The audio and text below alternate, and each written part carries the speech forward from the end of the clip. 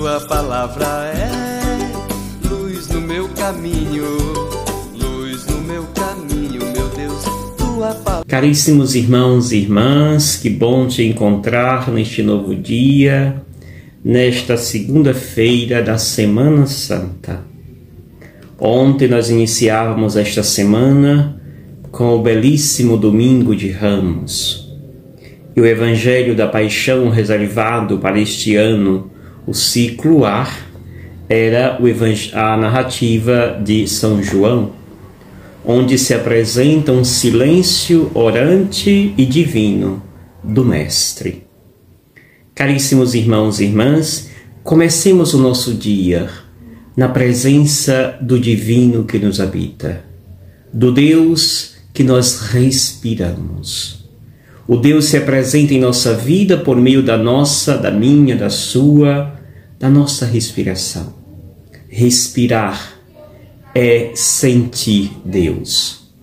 Respirar consciente é manter-se na presença do divino que nos habita. Por isso, se você quer encontrar, deleitar-se com Deus, respire consciente. Veja que você respira e não seja uma máquina, um robô, que vive de forma automática. Nós, pessoas, não devemos ser uma máquina que vive automaticamente. Nós vivemos de forma consciente. Por isso, coloque a sua consciência na sua respiração. E assim, com certeza, você perceberá a sua vida uma leveza e uma presença divina em ti.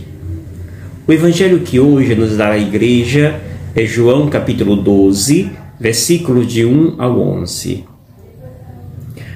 6 dias antes da Páscoa, Jesus foi a Betânia, onde morava Lázaro, que ele havia ressuscitado dos mortos. Ali ofereceram a Jesus um jantar. Marta servia e Lázaro era um dos que estava à mesa com ele.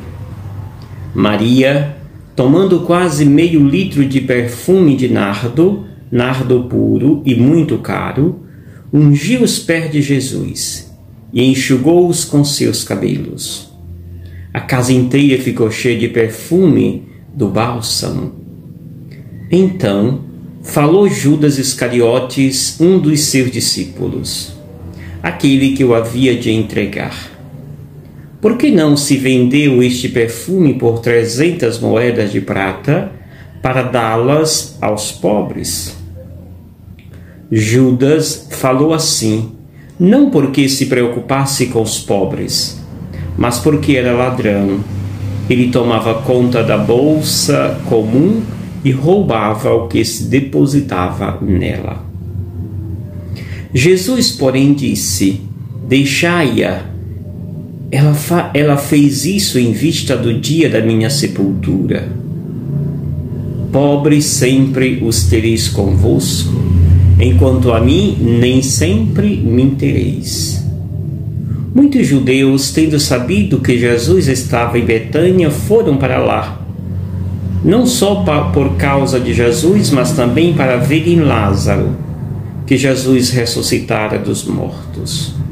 Então os sumos sacerdotes decidiram matar também Lázaro, porque por causa dele muitos deixavam os judeus e acreditavam em Jesus. Palavra da salvação. Glória a vós, Senhor. Estimados irmãos e irmãs, a palavra de Deus nos faz voltar para o acontecimento que logo, logo estaremos vivenciando na Sexta-feira Santa e, consequentemente, o grande acontecimento de nossa fé, a Páscoa da Ressurreição, do sábado para domingo. Caríssimos irmãos e irmãs, olhemos e rezemos esse texto a partir de 3 personagens. A personagem de Maria, Judas e Jesus. Jesus, a princípio, o texto o coloca em Betânia, que vai mais uma vez na casa de seus amigos e ali faz uma refeição. João diz que aqui ele estava 6 dias antes da Páscoa. Os sinóticos Mateus e Marcos vão dizer que era apenas 2 dias. E em vez de ser a casa de Lázaro, dos irmãos, Marcos e Mateus diz que vai ser na casa de Simão. Não importa aqui, o importante é o teor, a teologia, o ensinamento que nos transmite Jesus. Assim, Jesus estando ali naquela casa, Marta, como sempre, é a mulher das atividades, do serviço, aquela que está ali para servir. Por isso ela está ali servindo a mesa, a qual também se encontrava Lázaro, aquele que Jesus havia ressuscitado. Desta forma, aparece a primeira personagem, Maria. E esta toma a cena. Toma a cena porque ela, enquanto Jesus fazia a refeição, tomou quase meio litro de perfume de nardo puro, e muito caro, diz o texto, e ungiu os pés de Jesus. Se não bastasse, enxugara seus pés com os próprios cabelos. É um gesto, a princípio, de afeto, de amor, de proximidade, de alguém que quer bem o outro, de alguém que tem um amor tão grande que é capaz de dar o que tem de melhor para servir aquele que ama. Maria dá o que tem de melhor para servir ao Mestre Jesus. Caríssimos irmãos e irmãs, nós conseguimos dar alguma coisa que nos dói no bolso a Deus? Maria dá o que tem de mais belo e de mais caro para servir e demonstrar o seu amor autêntico pelo Mestre que ele é capaz de dar a sua vida. Maria nos ensina, portanto, a viver esta entrega total ao Deus que nos ama e que nos amou por inteiro.